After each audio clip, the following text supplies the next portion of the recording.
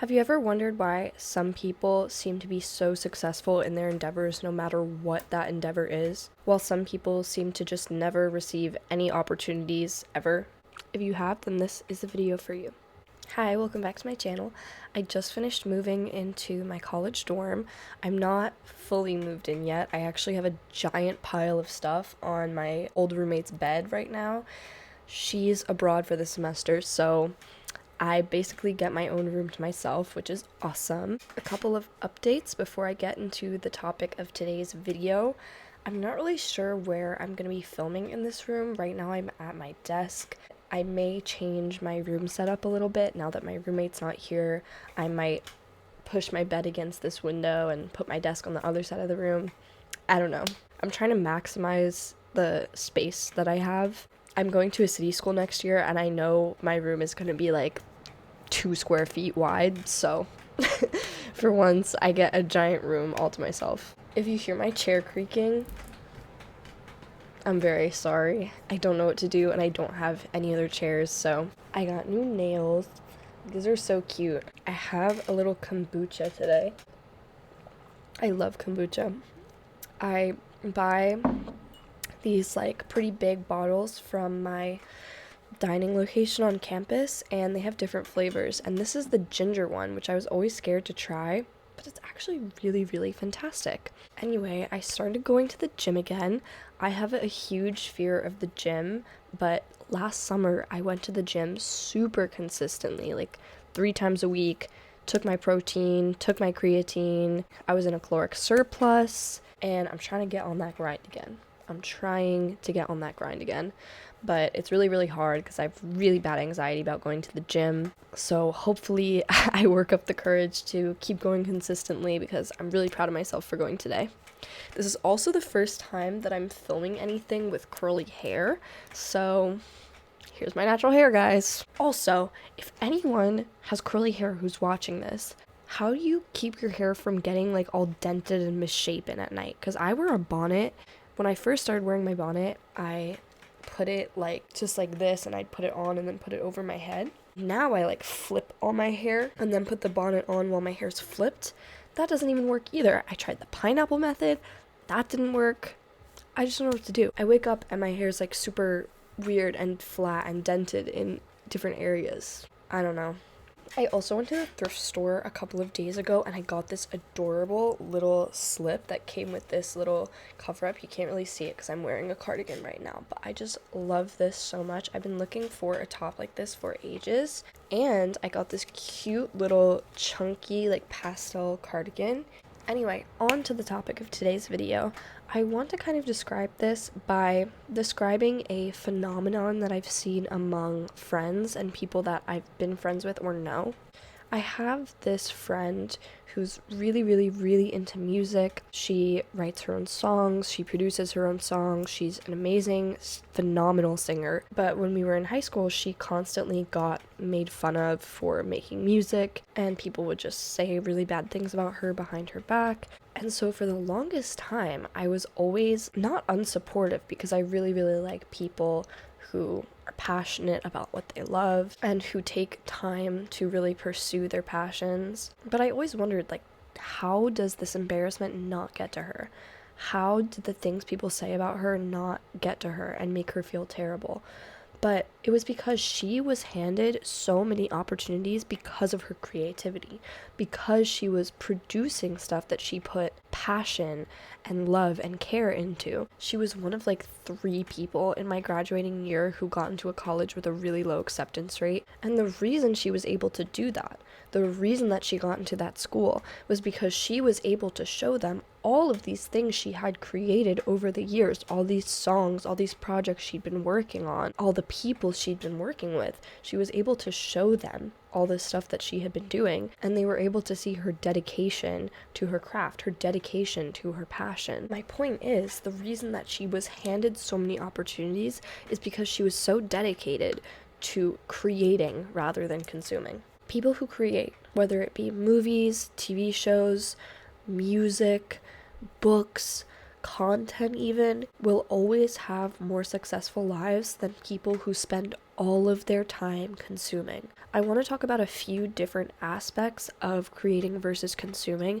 The first one I think is going to be the most obvious one, which is when it comes to your career and your passions and what you're doing in life to make a living, or even like your side gig. Like obviously right now I'm in school, that's kind of the main thing in my life. Obviously that's not how I'm making money, but I'm creating content kind of as like a side gig, and this is something I'd like to be successful at.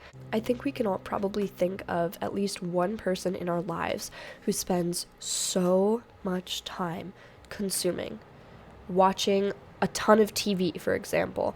I love TV. I love TV. I love movies. Every single night I watch at least like 3 episodes of a show that I'm super into. I love anime. I really, really love TV. It's such a comfort for me. I also really, really love books. There were some days where I would spend most of my time watching TV, just zoning out completely and watching TV. Now, take into account that most people don't spend their entire day watching TV.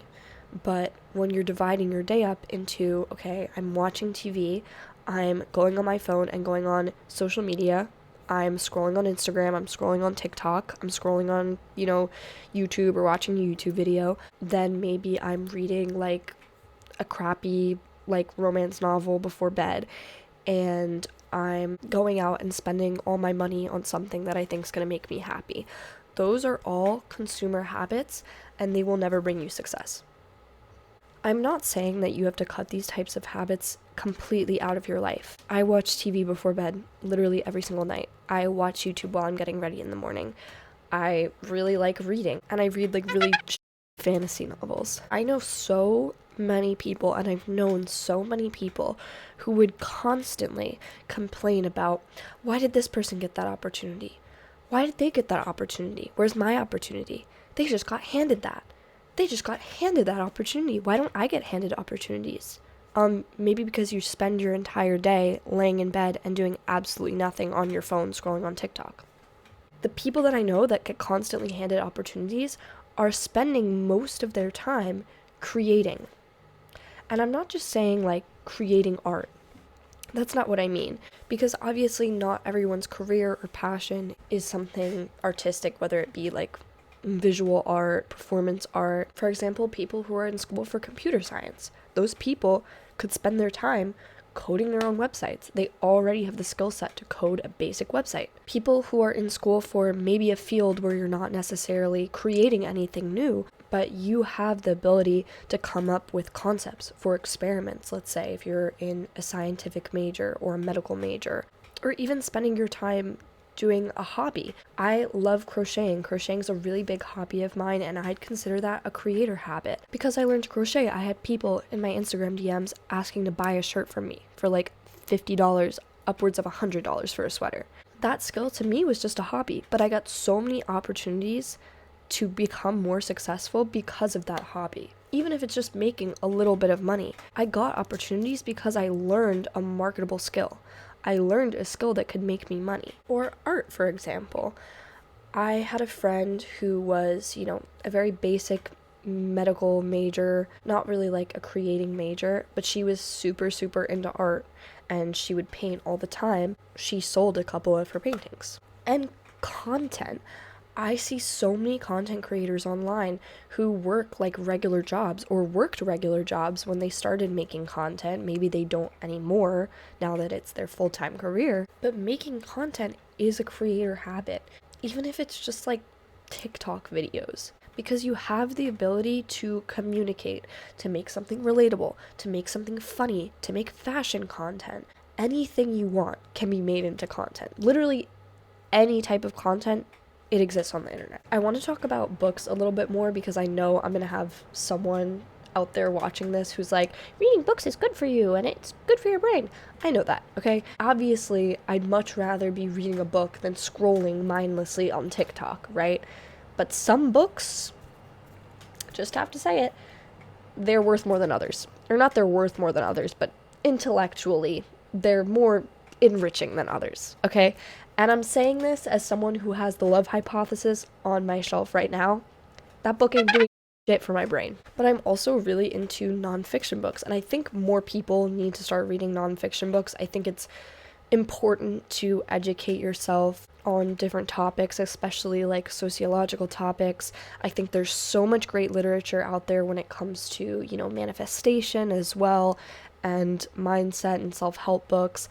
I really, really like the Let Them theory. That's a really good, easy book to read. But I think it has some very important points. This is a book that was gifted to me by my dad. I really like this book. It's super, super quick to read. I'm almost done with it. That's my little bookmarked spot. But it was written by a Buddhist monk, and it's really, really easy to read, like I said, but it has so much important stuff about life, about meditation, about staying grounded. And this book has obviously done a hell of a lot more for me than The Love Hypothesis has. I'm also a really, really big fan of memoirs. I love On Earth We're Briefly Gorgeous. If you're looking for a memoir that has more of a fiction feel to it and is almost like poetically written, please read this book. I think this is actually a really important book for anyone to read. But again, this book did so much more for me than, the stupid shitty fantasy books that I've read. I've read all of ACOTAR, and that did nothing for my brain. I think that actually made me lose brain cells, honestly. But in such a short book, this book has done way more for my brain and taught me way more about the world than, ACOTAR. And I'm not saying that it's a bad habit to read. That's not what I'm saying at all. But I think it's funny when people are like, oh, I never watch TV, I never watch movies, I only read. Like, I'm intelligent, I only read. But then they're reading, like, dark romance books that are essentially just, like, corn fiction. Listen, it's fine. You read your dark romance if you want to read your dark romance. Zero shame, okay? Zero shame. As long as the stalking stays within the books, zero shame, okay? But that is a consumer habit. And you might be like, oh, Gia, why would reading a smart book be a creator habit? Because you're still consuming a book. Shush, okay? You're creating new ideas within your brain, number one, with this book, okay? I'm not saying with this book, but when you read a book that actually changes your mindset and betters you as a person, you're creating new ideas and new concepts for yourself. That's why I really love the Let Them theory, because that's taught me a lot about social relationships and familial relationships, and has really helped me to lessen my anxiety. It hasn't really necessarily allowed me to create anything new. It's helped me to create myself. It's helped me to become a better person, to become someone social, to become someone who's not consumed by my relationships. It's just so frustrating to see people complain about how they never get handed anything in life, and all these other people get handed everything in life. And I'm not disregarding that there are some people, or even some times, where people do get handed things, That's just the facts of life. There are some people who get handed everything in life. But when it comes to your average person, okay, the people who get handed opportunities are the people who are creating, who are putting stuff out there, who are putting themselves out there. People who spend their whole day consuming content, consuming movies, consuming books, consuming TV, consuming music even. They spend their whole day consuming. They spend their day essentially enriching themselves with nothing. And then they wonder why they're not getting anything out of it. Rule number 2 of consuming and creating: what you're consuming matters. Now, I'm not saying that, you can't consume ever, okay? I love shopping. I love shopping. You know how much money is in my bank account right now? A sad amount. A really sad amount of money. And I'm not saying in my entire bank account, because I have a checking account, I have a savings account, and I have plenty of money in my savings. My checking account right now, $23 in my checking account, okay? What can I say? What can I say? Money's probably my biggest form of consuming. But basically what I'm saying is, I don't want you to think I'm holier than thou. I only read smart books. No, guys, I consume on the daily. I consume YouTube every morning. I consume TV every night, I'm a consumer too. We're all consumers and creators in some ways. It's just that some people are more consumer or more creator than others. I love watching TV, like I said earlier. However, I had to really limit the type of TV that I was watching. I used to be the biggest reality TV fan. I love 90 Day Fiancé. I love Love Island. I love Too Hot to Handle. And yet, I had to cut myself off from those shows. I do watch them every now and then, like when a new season of like The Circle comes out, I'll watch it. When a new season of Love Island comes out, I'll watch it. Same thing with books. Listen, guys, I'm reading the Throne of Glass series right now. Like, that is the most consumer I think a book can get. I'm sorry, Sarah J. Maas, but it's not really adding anything to my life. It's not really anything of substance. But my way of adding something that would actually add something of substance to my life was by reading books, by reading nonfiction books that would teach me something, that would better me in some way. Reading books like this book actually makes me be a better creator. When I do consume things, a lot of what I'm consuming actually makes me create things better. That kind of sounds silly to say, but the ideas that I've learned in the books that I've read make my content more valuable. It gives me ideas for content. It gives me things to talk about. It makes me a person of substance enough that I can talk about these things for upwards of an hour. You also can really tell the difference between someone's personality who's mainly a creator versus someone who's mainly a consumer. Someone who's a consumer will spend a lot of time complaining, and when they do create something or do something small, they'll expect this huge reaction or huge reward to it.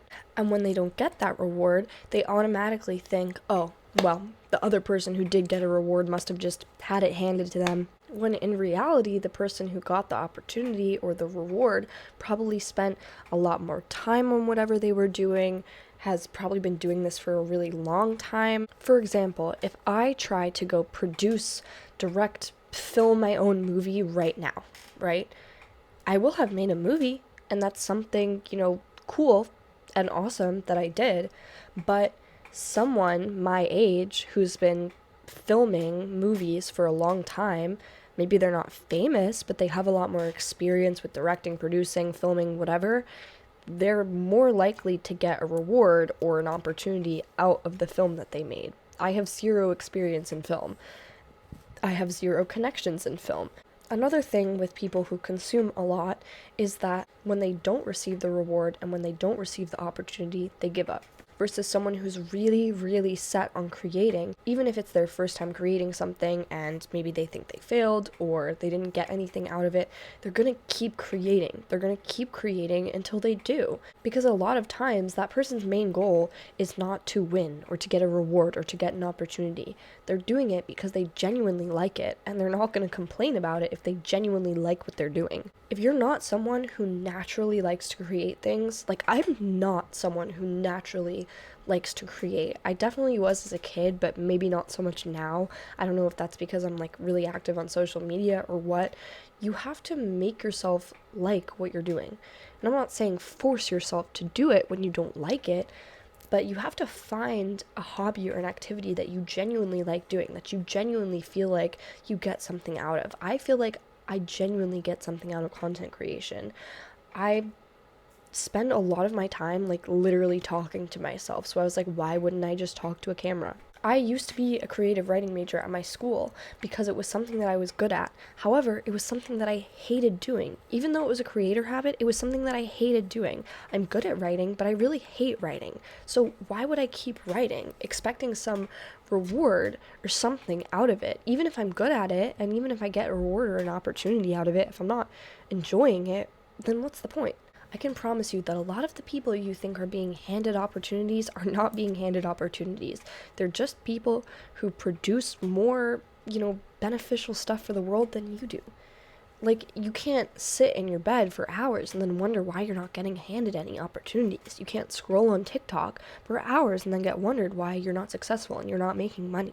It is so important to do at least one creator habit per day. For me, that was organizing my room. I know that might not seem like an inherent creator habit or whatever, but having a clean and organized room is going to mean that I have a really, really good content creation space that looks pretty and looks like a nice backdrop. Obviously right now it doesn't look fantastic because I don't really know where I'm going to film yet.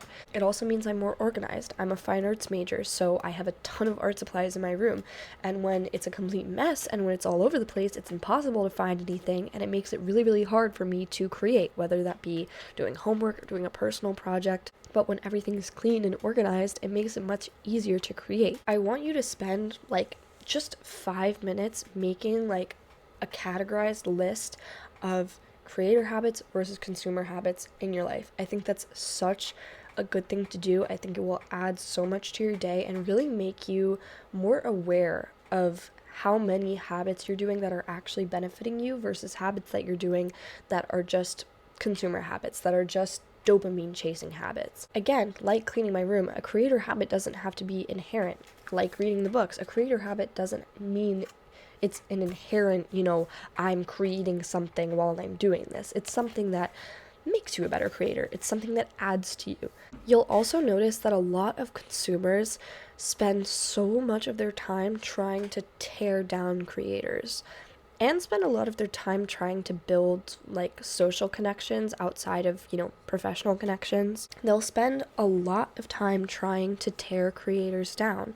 So, for example, I know I said this before, but someone who constantly complains about someone else who gets handed opportunities all the time. And people who are constantly obsessed with what other people are doing, that is a huge consumer habit. People who are consuming the lives of others, people who are obsessed with tearing down other people, whether it's people they know or they don't know. I have plenty of people who I don't like, but I spend probably like 1% of my time actually thinking about those people. I rarely think about those people because what is that adding to my life? What is consuming thoughts about those people? What is consuming those people's, online identities too? I think it's so weird when people constantly stalk people that they don't like, because why are you spending your time consuming content of someone you don't even like? Why? Why are you spending your time consuming that? It's just negativity for your brain. You're spending most of your time trying to mentally tear down someone else and spending none of your time actually working on yourself and building yourself up. Who cares what that person's doing? Who cares what that person's doing? Can you change what that person's doing? Whether they're doing well, whether they're doing bad? What can you do about it? You can't do anything about it. Relationships, too. This is a really big thing, and I think I used to be a huge consumer when it comes to relationships. People who are consumed by their partner. People who are so consumed by their partner or even consumed by a crush that they literally can't do anything else. That they literally can't talk about anything else, can't work on anything else, can't focus on anything else. It's like you're consuming your infatuation for them. It's like you're consuming the idea of them. I know so many people, especially with, girls that I've been friends with, who spend so much of their time talking about men that they're interested in, talking about the men they're dating. Women, ladies. I'm not saying everyone, it's men too, I think, but I think women are kind of raised in a way where we really, really are obsessed with how men perceive us, which leads us to inadvertently or advertently care a lot about men and boyfriends. In the age of the internet too, I think we're really, really obsessed with other people, and I think a lot of consumers are very obsessed with other people, especially consuming content of other people online. Maybe I'm a hypocrite because I'm making content online, but I think, there's a difference between consuming, healthy content that's going to teach you something versus consuming like, oh my god, this is my haul, guys, my new Stanley Cup, those types of videos. I think the internet has really taught us to be obsessed with other people, especially when you can put like your entire life, well, maybe not a realistic version of your life, but a glamorized version of your life online. With Instagram, you've got stories, you've got reels, you've got highlights, you've got posts. Like, you can essentially consume a person's entire personality in one Instagram feed. And it's unhealthy. As someone who constantly posts on Instagram, it's unhealthy to be constantly consuming content of someone else. Why are you thinking about someone else more than you're thinking about yourself? That's crazy. You should spend most of your time thinking about yourself. You should not spend all your time thinking about other people. I think I'm going to close out this video here. This is probably going to be shorter than my other videos, but I kind of want to make my content a little shorter because I think I talk a lot and I can kind of go in circles. Make a list of consumer habits, make a list of creator habits. If there's a habit in your life that you feel like is a creator habit, or you feel like you have a habit in your life that's more of a consumer habit, comment down below. I want to hear your thoughts. Maybe there's something that I didn't mention in this video that someone can enlighten us about down below. This is not, a topic that I'm completely educated about. This is just something interesting that I thought of and that there's actually a name for now online. I've read a few articles about it, but if you've read or seen or come up with anything on your own that you think is interesting, let me know. Please like the video. I hate saying that, but if you want to support me, support me. If you don't, you. I'm kidding. Peace and love, and remember, you're not perfect. I'm not perfect. We're all just doing our best.